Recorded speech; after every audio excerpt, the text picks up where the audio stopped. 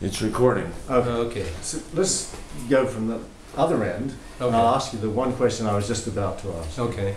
You worked... May I make a quick suggestion? Yeah. Make each, instead of going back and forth on different subjects, try and condense one subject in each section. It'll make it easier to edit. No problem. Okay. Make it easier to edit. Yeah. You've worked with a lot of Aboriginal people. Yes.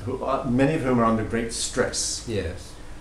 And you know the scene here. Right. Many people have come ask me about, should I volunteer? How should I behave? Who should I talk to? How do I get involved? You know, Right. Can I do good without doing harm? Right. So if you just talk a little bit about advice. In the north, I think the most important is orphanages. You know, there are so many orphans. I'm not saying they're hill tribe orphans, but the maybe low income families discarded child or accidents or separation of families.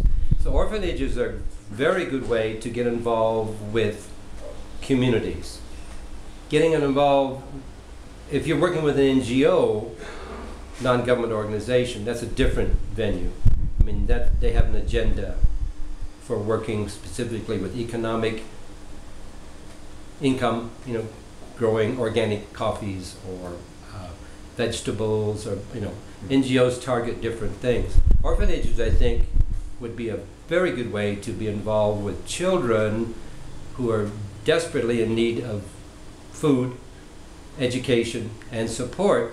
Interesting in Thai society, the people that fall out of the Thai citizenship we would call Kun Khao, or the hill tribe people, they're not really Thais. They don't have Thai identification cards. Sometimes they can't get citizenship. I don't think, from my experience, that many of the churches, and I'm not saying that you want to be affiliated, have to be affiliated, but most of the churches are doing the work with orphans. I think it's very good. You can teach, you can help them with computer trainings for even small kids. I mean, there are many ways you can help that the government can't get involved and doesn't have the resources to do. I know up in Chiang Mai there's a lot of people work with hill tribes up there, and there have been problems which you just illuminated about not understanding the culture, being too open. My heart's on my sleeve, and think that we know what you need. And unfortunately, they're spoiling a lot of the hill tribe people in that area. And the do-gooders are not really in organizations, they're sort of freelancers.